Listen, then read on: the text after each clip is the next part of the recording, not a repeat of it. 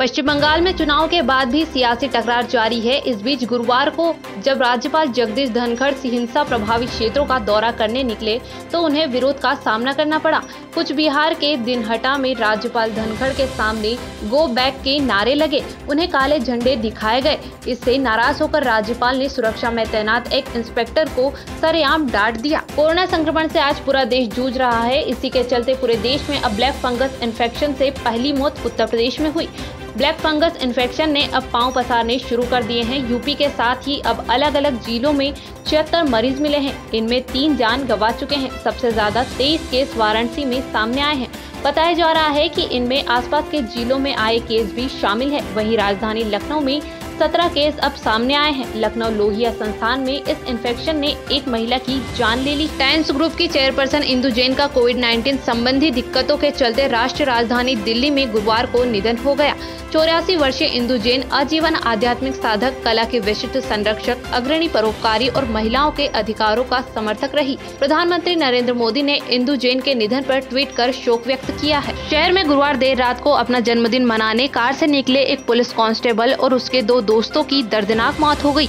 हादसा मानसरोवर इलाके में बदरवास तिराहे के पास हुआ। तेज रफ्तार एक ट्रक ने कार को टक्कर मारी। इसके बाद ड्राइवर ट्रक को भगाकर ले गया। हादसे में कार चकनाचूर हो गई और उसमें मौजूद 2 युवकों और युवती ने घटना स्थल पर ही दम तोड़ दिया। पुलिस मामले की जांच कर रही है।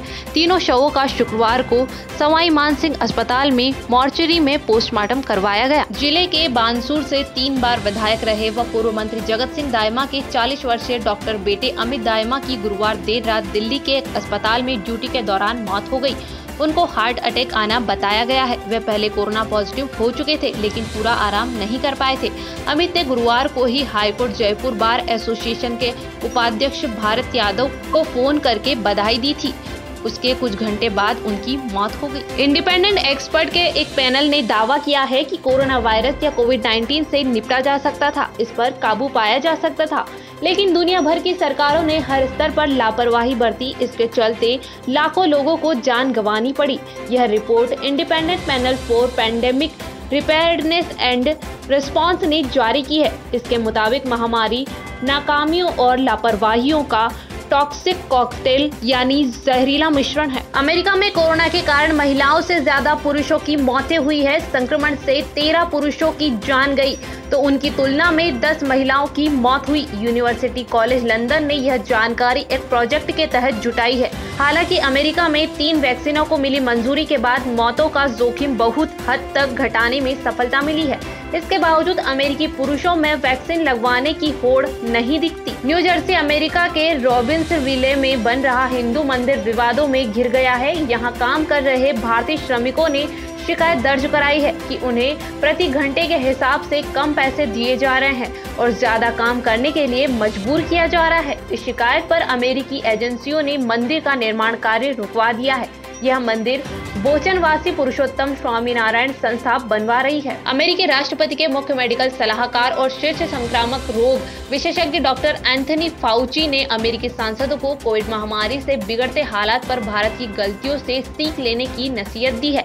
और फाउची ने कहा, भारत ने गलत धारणा बनाई है कि वहाँ कोविड-19 खत्म हो गया है और भारत से पहले ही देश को खोल दिया। इससे वह ऐसे संकट में फंस गया। महामारी दूसरी लहर से बुरी तरह प्रभावित भारत के कई राज्य अस्पताल स्वास्थ्य कर्मियों, टीकों, ऑक्सीजन और जरूरी दवाओं की कमी से जूझ रहे हैं। कोरोना महामारी से देश में बिगड़े हालात से निपटने के लिए सरकार लगातार कोशिश कर रही है। DRDO की तरफ से तैयार की गई 2 डीऑक्सी डी ग्लूकोज दवा को इमरजेंसी यूज की मंजूरी के बाद इसे सबसे पहले दिल्ली के DRDO कोविड अस्पताल में भर्ती मरीजों को दिया जाएगा। अधिकारियों के मुताबिक 1-2 दिन में इस दवा को अस्पताल में भेजा जाएगा। इस दवा को कोरोना रोकने में प्रभावी माना जा रहा है। देश भर में आज ईद का त्योहार मनाया जा रहा है। All India Muslim personal law board, Darul Uloom Deoband और पेश की गई मुस्लिम कमेटियों ने इस बार ईद पर कोरोना गाइडलाइन का पालन करने की सलाह दी है।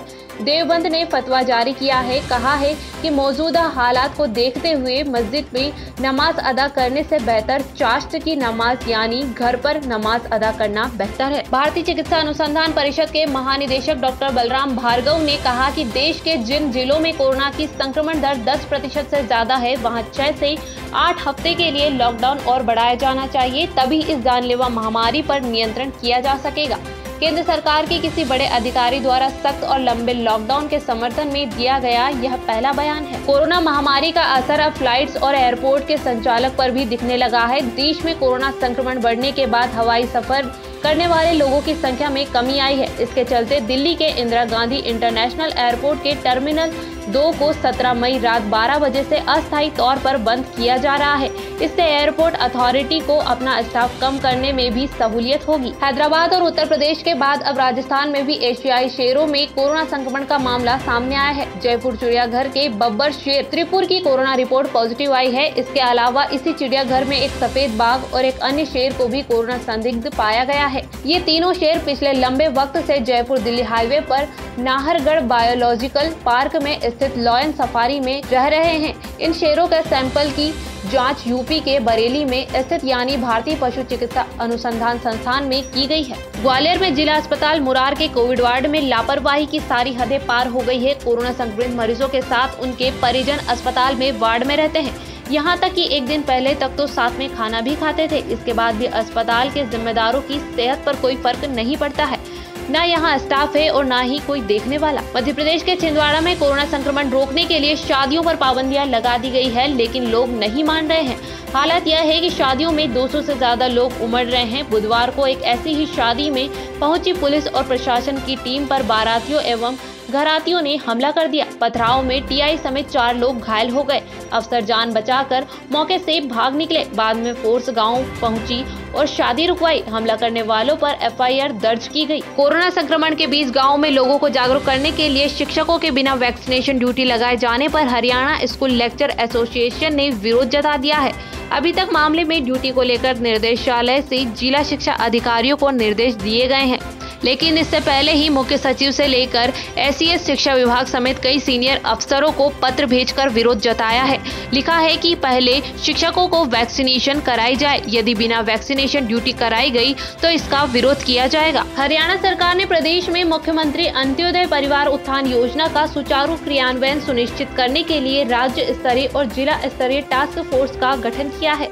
सामाजिक न्याय एवं अधिकारिता विभाग इस योजना के लिए नोडल विभाग होगा। मुख्य सचिव को राज्य स्तरीय टास्क फोर्स का अध्यक्ष और सामाजिक न्याय एवं अधिकारिता विभाग के प्रशासनिक सचिव को इसका उपाध्यक्ष नियुक्त किया गया है। ग्रामीण क्षेत्रों में कोविड-19 मामलों में हो रही वृद्धि को देखते हुए हरियाणा सरकार ने गाँव में एक बार फिर ठीकरी पहरा लगाने का निर्णय लिया है, ताकि गाँव में लोगों के आवागमन पर कड़ी निगरानी रखी जा सके और कोरोना संक्रमण के प्रसार पर नियंत्रण पाना सुनिश्चित किया जा सके। इस संबंध में मुख्य सचिव कार्यालय द्वारा सभी उपायुक्तों को भेजे गए एक पत्र में हिदायतें जारी की गई है।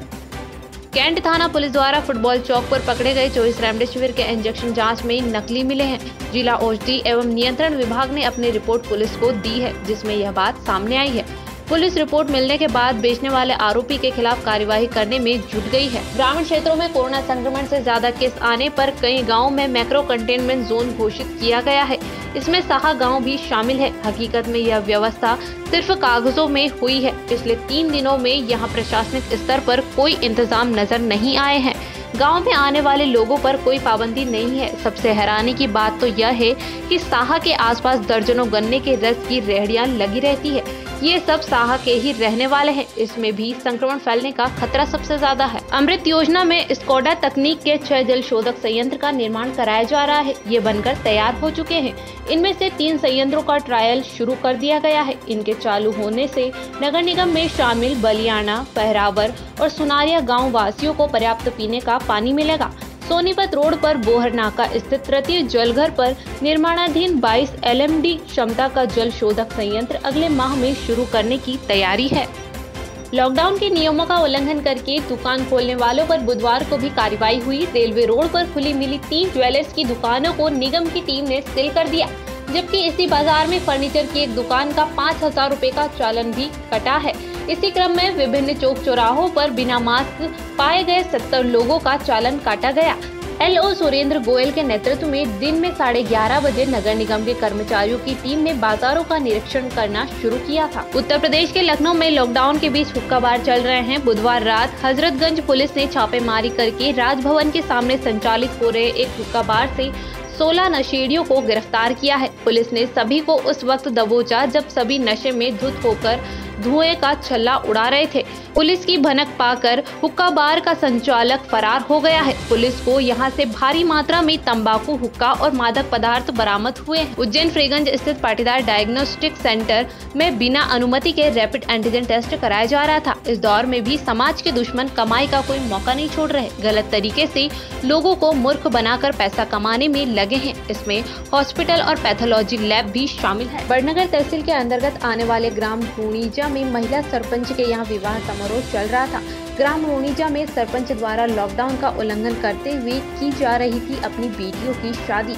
इस मामले में सरपंच पति को किया पुलिस ने गिरफ्तार। प्रशासन ने कार्यवाही करते हुए SDM योगेश भरसट ने पटवारी सचिव को निलंबित किया। जानकारी के मुताबिक उनके द्वारा 50 लोगों की रसोई बनाई गई थी, जिसके बाद प्रशासन द्वारा धारा 188 और 151 की कार्यवाही की गई और धारा 151 के अंतर्गत गिरफ्तार किया गया है। बड़नगर इंगोरिया पुलिस प्रशासन द्वारा नायब तहसीलदार जीवनलाल मोघी एवं BMO डॉक्टर प्रमोद अर्गल द्वारा ग्रामीण क्षेत्र में पहुंचकर आंगनबाड़ी कार्यकर्ता, पंचायत सचिव आदि के सहयोग से सर्दी, खांसी, बुखार के मरीजों को चिन्हित कर उनका स्वास्थ्य परीक्षण किया जा रहा है और मरीजों को ढूंढकर उन्हें दवाई किट वितरित की जा रही है और उनका स्वास्थ्य परीक्षण किया जा रहा है। इसके लिए SDM ने गठित की बाज उधनवंतरी टीम। विजयनगर पुलिस लगातार नकली रेमडेसिविर इंजेक्शनों की कालाबाजारी में लिप्त आरोपियों की धरपकड़ कर रही है। पुलिस ने 2 और आरोपियों को इस कालाबाजारी के अपराध में गिरफ्तार किया है। एक आरोपी को विजयनगर पुलिस ने भोपाल से गिरफ्तार किया है तो एक आरोपी को इंदौर जिले के सावेर से हिरासत में लिया है। दोनों ही आरोपियों से नकली 10 से अधिक इंजेक्शन जब्त किए गए। देश में कोरोना संक्रमण के चलते कई घर बेबस हो गए हैं। ऐसे में जिन बच्चों के सर से माँ बाप या गार्जियन का साया हट चुका है, उनके लिए मध्य प्रदेश सरकार ने मदद के तौर पर अहम फैसला लिया है। सरकार ने फैसला किया है कि अब उन बच्चों को प्रति महीना 5,000 रुपए पेंशन दी जाएगी। साथ ही उन बच्चों की पढ़ाई का खर्चा भी मध्य प्रदेश सरकार उठाएगी। यही नहीं, अनाथ हुए परिवारों को हर महीने राशन देने का भी वादा किया है। इस बात की जानकारी CMO मध्य प्रदेश ने अपने ट्विटर हैंडल पर CM शिवराज सिंह चौहान की एक वीडियो जारी कर दी है। कोरोना वायरस की दूसरी लहर के बीच अनुष्का शर्मा और उनके पति क्रिकेटर विराट कोहली फंडराइजर्स ने शुरू किया था। उन्होंने 7 दिन के अंदर 7 करोड़ रुपए जुटाने का टारगेट रखा था। हालांकि बाद में उन्होंने इसे बढ़ाकर 11 करोड़ रुपए कर दिया था। इससे भी बड़ी बात यह है कि उन्होंने इस टारगेट को क्रॉस करते हुए 11,39,11,820 रुपए जमा कर लिए हैं। अनुष्का ने सोशल मीडिया पर इसे लेकर सभी दानदाताओं का शुक्रिया अदा किया है। गाँव में कोरोना के बढ़ते संक्रमण को रोकने के लिए राजगढ़ जिले के खजूरी गोकुल में ग्राम पंचायत, आंगनबाड़ी व जन सहयोग से पूरे गाँव को सैनिटाइज किया जा रहा है। साथ ही गांव की जनता को टीकाकरण के लिए प्रेरित किया गया, जिसमें गांव के लोगों ने अपनी सहभागिता बखूबी निभाई। पंजाब के पूर्व मंत्री और कांग्रेस विधायक कुलवीर सिंह जीरा के पिता इंद्रजीत सिंह जीरा का बुधवार को निधन हो गया। वह कैंसर की बीमारी से ग्रसित थे। इंद्रजीत सिंह जीरा 2 बार विधायक भी रहे हैं। इसके बाद प्रकाश सिंह बादल के नेतृत्व वाली शिरोमणि अकाली दल भारतीय जनता पार्टी की सरकार में मंत्री भी बने। आम आदमी पार्टी के राज्यसभा सांसद और उत्तर प्रदेश प्रभारी संजय सिंह ने वैक्सीनेशन और उसके ऑनलाइन रजिस्ट्रेशन को लेकर योगी सरकार पर निशाना साधा है। संजय सिंह ने राज्य सरकार के सिस्टम पर सवाल उठाते हुए कहा कि जो लोग वैक्सीनेशन के लिए ऑनलाइन रजिस्ट्रेशन नहीं कर सकते हैं, उन्हें वैक्सीन कैसे लगेगी। राज्यसभा सांसद ने कहा कि राज्य का 80% से ज्यादा आबादी गाँव में रहती है, जहां हर किसी के पास स्मार्टफोन है और ना ही साइबर कैफे की व्यवस्था है। ऐसे में राज्य की कड़ी आबादी वैक्सीनेशन से वंचित रह सकती है। देश में कोरोना की दूसरी लहर से विस्फोटक स्थिति बनी हुई है। इस बीच कुंभ आयोजन के बाद से उत्तराखंड की स्थिति भी चिंताजनक है। राज्य में अचानक से संक्रमित मरीजों की संख्या में जबरदस्त उछाल आया है। अब खबर आई है कि कुंभ गई एक श्रद्धालु कोविड पॉजिटिव निकली है और उनकी वजह से 31 और लोग संक्रमित हो गए। अतिरिक्त सत्र न्यायाधीश संदीप गर्ग ने ऑक्सीजन कंसंट्रेटर की कालाबाजारी के मामले में आरोपित नवनीत कालरा की अग्रिम जमानत याचिका को खारिज कर दिया है। कंसंट्रेटर की कालाबाजारी के मामले में आरोपित रेस्टोरेंट कारोबारी नवनीत कालरा की अग्रिम जमानत याचिका पर साकेत कोर्ट में बुधवार को भी सुनवाई हुई थी। इस दौरान बचाव पक्ष द्वारा न्यायिक क्षेत्र को लेकर भी सवाल उठाए गए थे। कोरोना महामारी के दौर में अवैध रूप से आवश्यक रेमडेसिविर इंजेक्शन की कालाबाजारी करने वाले 2 आरोपियों को क्राइम ब्रांच की टीम ने तिलक नगर पुलिस के साथ मिलकर गिरफ्तार किया है। आरोपियों के पास से पुलिस ने एक रेमडेसिविर इंजेक्शन बरामद किया है, जिसे वे जरूरतमंद को 30,000 रुपए में बेचने वाले थे। अरब सागर में 1 साल का पहला समुद्री तूफान ताऊ ते बन रहा है। इसका नामकरण म्यांमार ने किया है। यह 16 मई को भारत के पश्चिमी तटों के करीब पहुंच सकता है। मौसम विशेषज्ञ एस.के. नायक के मुताबिक यदि यह उत्तर दिशा में आगे बढ़ा तो इंदौर, भोपाल, होशंगाबाद समेत पश्चिमी मध्य प्रदेश में 16 या 17 मई से बारिश हो सकती है। सोयाबीन और मूंगफली तेल के दाम आसमान छू रहे हैं। ऐतिहासिक ऊंचाई हासिल करते हुए 150 और 165 रुपए लीटर तक पहुंच गए हैं। कोरोना काल में पिछले साल मार्च से अब तक सोया तेल 2.5 गुना महंगा हो गया है। पिछले साल लॉकडाउन के पहले मार्च में करीब 68 रुपए लीटर भाव थे।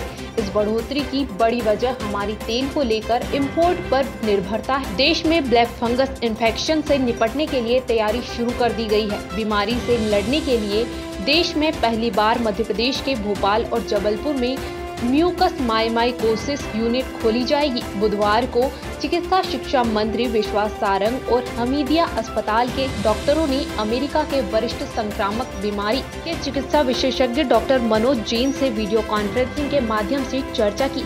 इसके बाद यह निर्णय लिया गया। कोरोना कर्फ्यू में भिंड जिले से परिवहन सेवा का उत्तर प्रदेश सहित अन्य प्रांतों के साथ प्रतिबंधित है। इसके बावजूद बसों का संचालन लगातार जारी है। यह जानकारी होने के बाद भी आरटीओ द्वारा कोई कार्यवाही नहीं की जा रही है। बीती रात भिंड डीएसपी द्वारा एक बस को संचालित होते हुए हिरासत में लिया गया, जिसके बाद आरटीओ को सूचना दी।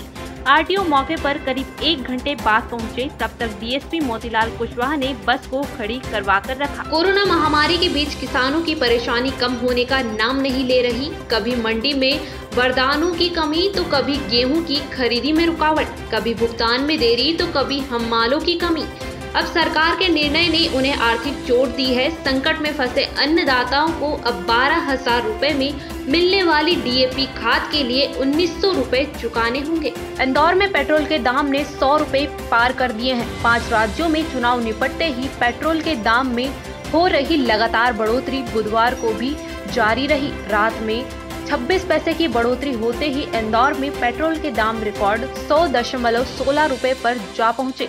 वहीं डीजल 91.04 रुपए हो गया। एक्स्ट्रा प्रीमियम की बात करें तो यह आंकड़ा अब 103.69 तक पहुंच गया है। नई दरें बुधवार सुबह 6 बजे से लागू हो गई है। भगवान परशुराम को विष्णु जी का छठा अवतार माना जाता है। परशुराम के जन्म दिवस के रूप में हर साल परशुराम जयंती मनाई जाती है। पौराणिक मान्यताओं के अनुसार परशुराम जयंती हर साल वैशाख मास के शुक्ल पक्ष की तृतीय तिथि को मनाई जाती है। परशुराम जी का जन्म प्रदोष काल में तृतीय तिथि में हुआ था।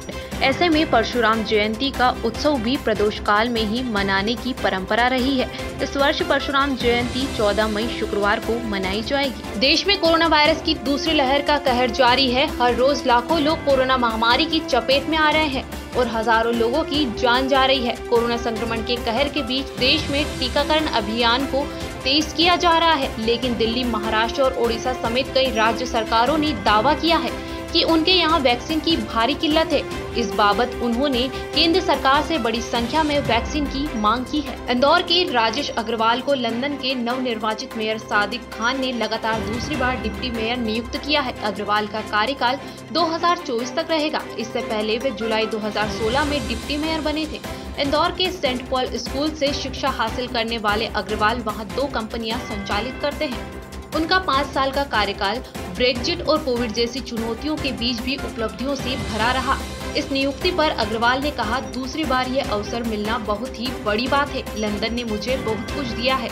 मैं इस कार्यकाल में भी अपनी 100% क्षमता से लंदन के लोगों के लिए काम करूंगा। अखिल भारतीय बलाई महासंघ के राष्ट्रीय अध्यक्ष मनोज परमार के नेतृत्व में वाल्मीकि समाज व अन्य संगठन के लोग इंदौर के DIG कार्यालय पहुंचे और तारक मेहता का उल्टा चश्मा फेम मुनमुन दत्ता उर्फ बबीता के खिलाफ प्रकरण दर्ज करने की मांग की। हाल ही में मुनमुन दत्ता ने दलित समाज के खिलाफ आपत्तिजनक टिप्पणी सोशल मीडिया पर की थी, जिसको लेकर वाल्मीकि समाज आक्रोशित था। मुनमुन दत्ता के खिलाफ प्रकरण दर्ज नहीं किया जाएगा तो बलाई समाज के राष्ट्रीय अध्यक्ष मनोज परमार ने चेतावनी भी दे डाली कि वाल्मीकि समाज के साथ बलाई समाज सड़कों पर आकर प्रदर्शन करेगा और कहा कि यदि जल्द ही कार्यवाही नहीं की जाती है तो निगम के सफाई कर्मी द्वारा भी काम बंद कर दिया जाएगा। प्रदेश सहित इंदौर में कोरोना के बढ़ते आंकड़े व आवश्यक दवाओं ऑक्सीजन की किल्लत को लेकर शुरू से ही राजनीतिक गरमाई हुई है। इसी को देखते हुए इंदौर के रेसिडेंसी कोठी पर प्रदेश के स्वास्थ्य मंत्री प्रभुराम चौधरी द्वारा बीजेपी के विधायक व अन्य अधिकारियों के साथ बैठक में कांग्रेस कमेटी कांग्रेसी विधायक भी सम्मिलित हुए। जीतू पटवारी ने स्वास्थ्य मंत्री काम करते दिखाई देने को लेकर टिप्पणी करते हुए जिला प्रशासन के आंकड़ों के खेल को उजागर किया। बता दें, जीतू पटवारी द्वारा पिछले दिनों स्वास्थ्य मंत्री को ढूंढकर लाने वाले को 21,000 रुपए का इनाम घोषित किया गया था। इंदौर पुलिस लगातार इस कोरोना काल में रेमडेसिविर इंजेक्शनों की कालाबाजारी करने वालों के खिलाफ सख्त कार्रवाई कर रासुका कर जेल भेज रही है। वहीं अब पुलिस ने जिस कांग्रेस के एक मंडल पदाधिकारी को ऑक्सीफ्लोमीटर की कालाबाजारी के अपराध में गिरफ्तार किया था, उस आरोपी नेता पर अब पुलिस ने रासुका का केस दर्ज कर जेल भेज दिया है। आरोपी के खिलाफ अन्य थानों में भी पुलिस को अपराध के केस मिले थे, जिसके बाद रासुका की कार्यवाही की गई। दिल्ली हाईकोर्ट के आदेश के बाद दिल्ली पुलिस उन सभी लोगों से पूछताछ कर रही है जो कोरोना काल में लोगों की मदद कर रहे हैं। इसी कड़ी में दिल्ली पुलिस ने शुक्रवार को यूथ कांग्रेस के राष्ट्रीय अध्यक्ष BP श्रीनिवास से पूछताछ की। हालांकि इस पूछताछ पर कांग्रेस आग बबूला हो गई है। बताया जा रहा है कि यूथ कांग्रेस के राष्ट्रीय अध्यक्ष BP श्रीनिवास से दिल्ली पुलिस की क्राइम ब्रांच ने पूछताछ की। उनसे मदद के लिए मंगाए जा रहे ऑक्सीजन सिलेंडर, दवाओं के स्रोत के बारे में जाना गया। पुलिस यह जानने की कोशिश कर रही है कि मदद के नाम पर कहीं कालाबाजारी तो नहीं हुई है। हालांकि इस पूछताछ पर कांग्रेस बिफर पड़ी है। दिया मिर्जा ने 15 फरवरी 2021 को बिजनेसमैन वैभव रेखी से दूसरी शादी की थी। इसके ठीक 1.5 महीने बाद यानी 1 अप्रैल 2021 को दिया ने सोशल मीडिया पर कहा कि वो पहली बार मां बनने वाली है। दिया ने अपनी एक फोटो भी शेयर की जिसमें उनका बेबी बम्प भी साफ दिखाई दे रहा था। वैभव से पहले दिया ने साहिल संगा से पहली शादी की थी, लेकिन दोनों का तलाक हो गया था।